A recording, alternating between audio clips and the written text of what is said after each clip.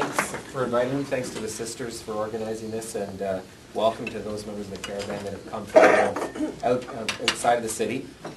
First of all, I just want to thank our member of Provincial Parliament, John Garrettson, as well. I was on council back in the Harris days, you remember those? And I can tell you as a councillor, we've had a lot more help from this provincial government than we did from the Harris government in terms of addressing issues related to poverty, social assistance, and housing. So, as John said, it's a start and we need to build on it, but we are quite grateful to have a much more cooperative government to work with these days.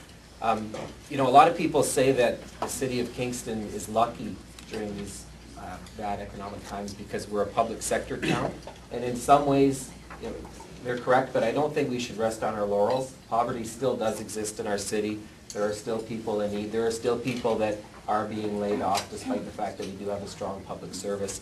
So I think that, you know, if I could leave you with two messages. One, those of us that are involved in labor and do have you know, jobs that are relatively safe and have managed to negotiate some good collective agreements, I think we need to be vigilant and make sure that the employers of unionized people don't try to use this economic downturn as a way to strip contracts and union bust. We need to be vigilant because as contracts get stripped, that leads to poverty down the road. So be vigilant on that end. But I think those of us who have been blessed and fortunate enough to get some good contracts. I'm a teacher. You know, I'm very grateful for the contract that my federation negotiated. I think we need to be generous as well with our brothers and sisters who aren't as fortunate, not only unionized workers, but those who've fallen through the cracks.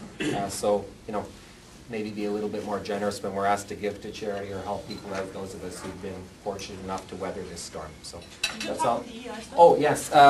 Deb, some of you may be aware, there is a movement afoot. It's a federal, I think it's Federal Liberal Party is pushing for changes to the EI program in order to make it a little more flexible so that more people qualify. There's a motion that's been circulated through various municipalities asking the federal government to change the EI program to make it more flexible. And Kingston City Council debated that motion at its last council meeting and passed that resolution. So it doesn't really mean anything, you know, it has no weight, but hopefully if a few other municipalities will pass the same resolution, we can get the federal government to change the current program and make EI more accessible, because let's face it, that's our money.